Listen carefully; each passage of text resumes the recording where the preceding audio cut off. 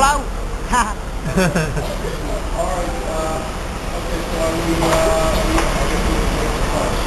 ¿Qué te parece la polémica que está causando el vídeo de clases de catalano? ¿Qué te parece? Está las dos Españas ahí enfrentadas, divididas. La gente está muy quemada. Sí, están fatal. Aprendo porque me da la gana. Me estaba burlando de ti. No. Lo normal, vamos, eso que suele Sí, todos los días. Claro.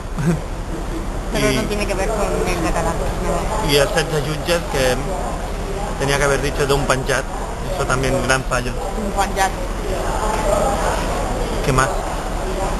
Cosas que hemos hecho mal, que nos critican. Ah, sí, que están hartos de humor nacionalista. Hicimos humor nacionalista, por lo visto, sin saberlo. ¿Qué cosa? Ay, ¿qué más? ¿Qué más nos han dicho? Que te ventilo. Que me ventilas. Que te ventilo. Ventílame. Sí. Me hiperventilo. Sí. ¿Qué más? Cosas más raras nos han dicho. Lo que tienes que hacer para ligar. Y te he ligado yo así. Sí, que hay que ver. y más cosas que han dicho, que a ver qué porquería y que por qué no hacemos clases de gallego y de vasco. No sabemos. No sé.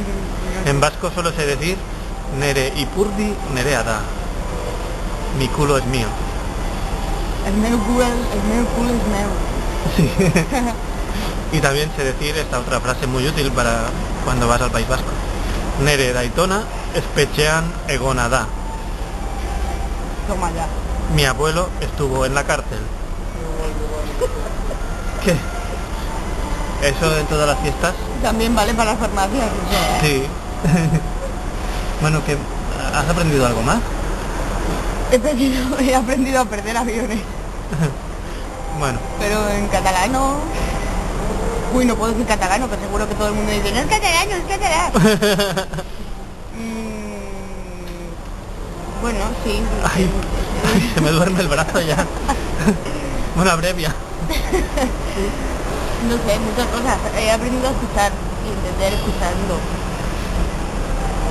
Qué bonita mix. Bueno,